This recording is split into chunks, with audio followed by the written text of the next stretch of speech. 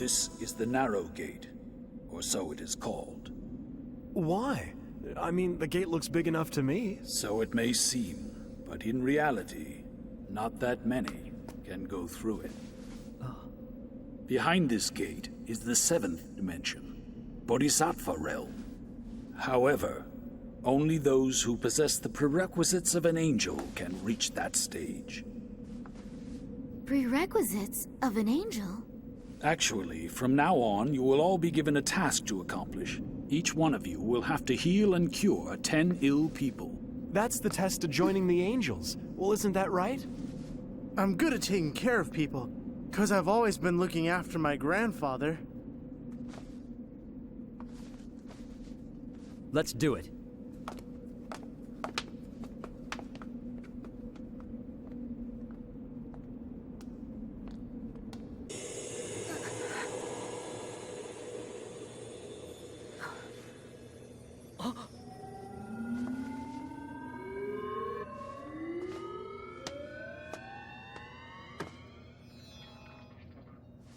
The spirit phone you made, even though it was a prototype, was very well made.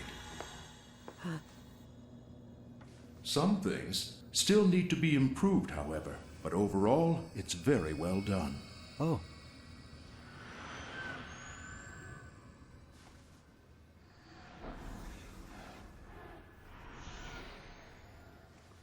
Where is this?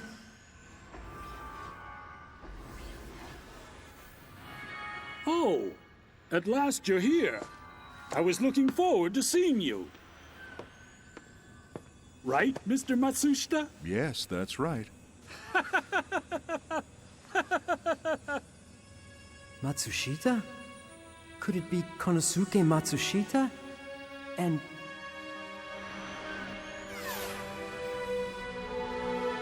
Those in this realm are busy doing their jobs in order to help their countries improve and make the world a better place.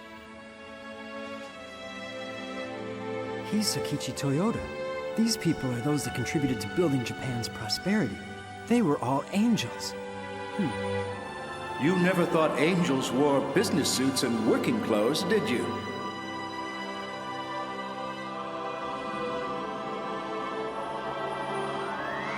Finally, we meet Ryuho Hoshikawa. Mr. Edison!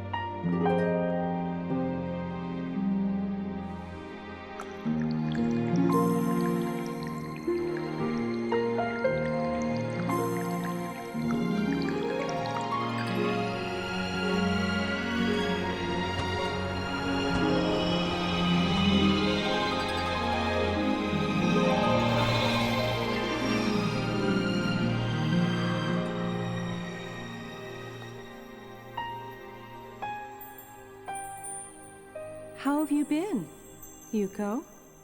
What? I'm Helen Keller. You mean the Helen Keller who fought deafness and blindness? Are you uncomfortable seeing a talkative Helen who can see and hear, Yuko? No. That was all planned before I was born. Angels sometimes do things like that. Yuko, you and I have always been friends, you know. Friends?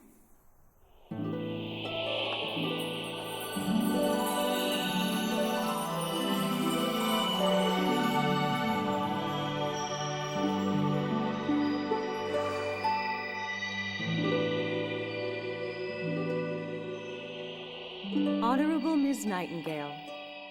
Florence Nightingale? The Crimean angel? It's been a long time, Yuko. How come you know me? It's no wonder you're surprised. When humans are born on Earth, they leave behind and forget all their memories of the spirit world.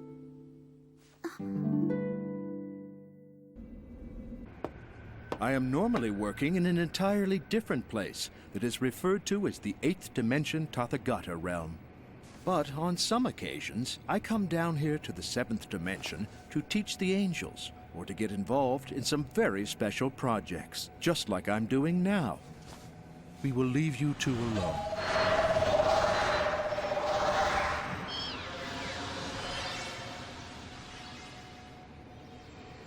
Mr. Edison, why did you ask me to build the spirit phone? We came all the way here because you told us that you're in danger. You know, we thought something was happening. Calm down, young man.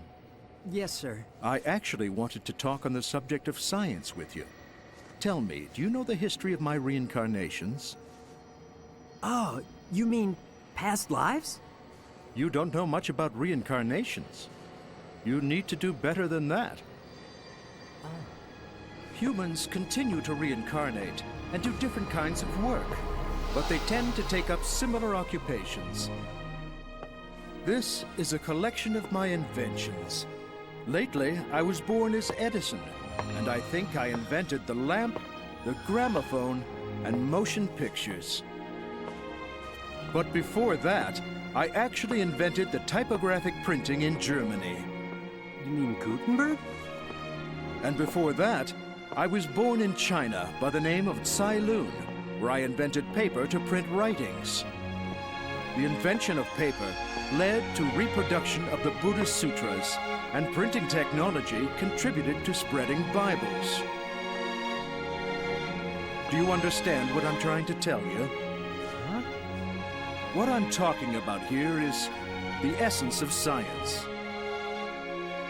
I think science is in fact convenience, a power that promotes and develops civilization, and that allows humans to gain all sorts of new and different experiences. New experiences? Through the joy we feel when gaining new experiences, we find spiritual progress. I feel that is the purpose of humans being born on Earth. However, when we forget about the real essence of science and start to pursue only convenience, that is where we start getting into trouble. I am now going to tell you the reason why I asked for your help. I very much wanted to warn you that science is facing a very real danger today. The danger science faces?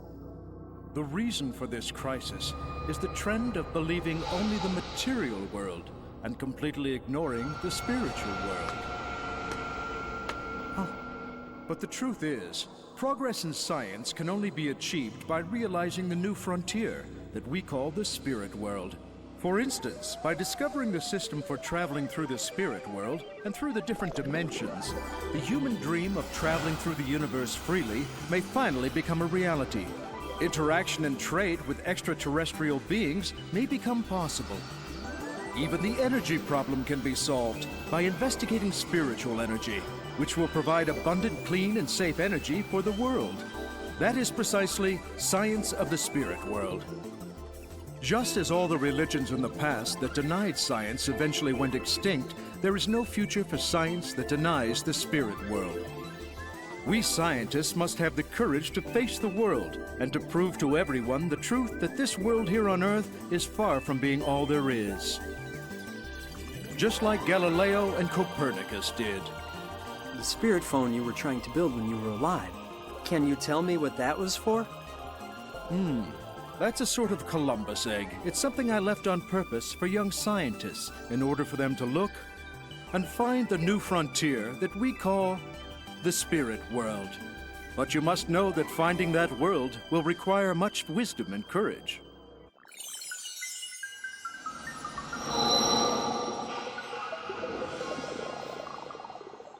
The stage you're in, Here, in this spirit world, is the 7th dimension, Bodhisattva Realm, the Angel's Realm. Angels of different religions gather here. Religions are always fighting on Earth. Yuko, do you know about reincarnation? Yes. Humans reincarnate over and over again, and in doing so live in different times and in different places. The country you're fighting against through war or terrorism may once have been your beloved homeland. The enemy you hate could be a reincarnation of a person who once was your friend or your family. Yuko, that's the truth, you know? If everyone knew this, there'd be no conflicts, and there'd be no more wars. That is the reason why angels are working so hard. To spread the truth to all humankind. I'm gonna show you the kind of work that the angels are doing.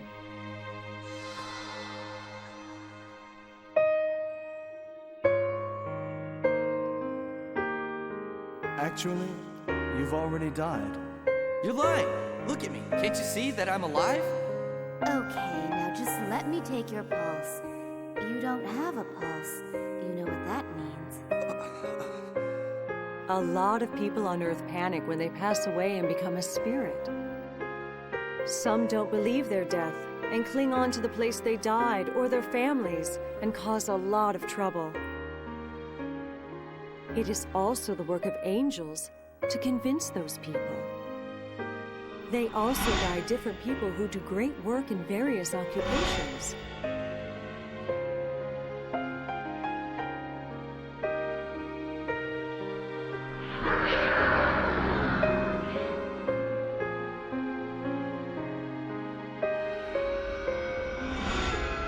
There are many angels who are born on Earth, and they work hard too.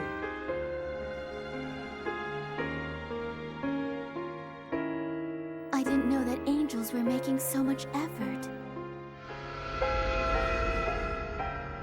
And yet there are many souls we cannot save, and they end up in hell.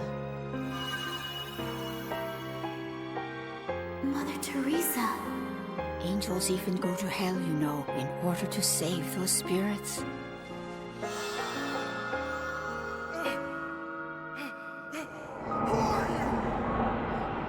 What are you doing? It's okay. Calm down now.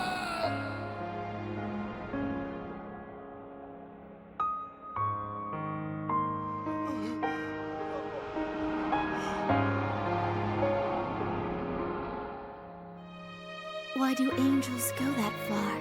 Because they can't help but to save them. That is their utmost joy.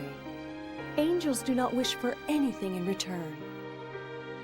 They shine from the happiness of giving love as God's errand. That's all they need. That is the ultimate happiness for them, more than anything else. Happiness? All of us constantly feel the intense hope of the divine that wishes to make this world a utopia. This intense, passionate thought is sent to every single person and every single being. We can feel this sense of love deeply and know it by heart. That's why we can never stop ourselves from loving others. We ourselves must strive to become the force of love, or the wind of love that blows throughout the entire world. This, Yuko, is the true meaning of finding happiness. I want to attain happiness too.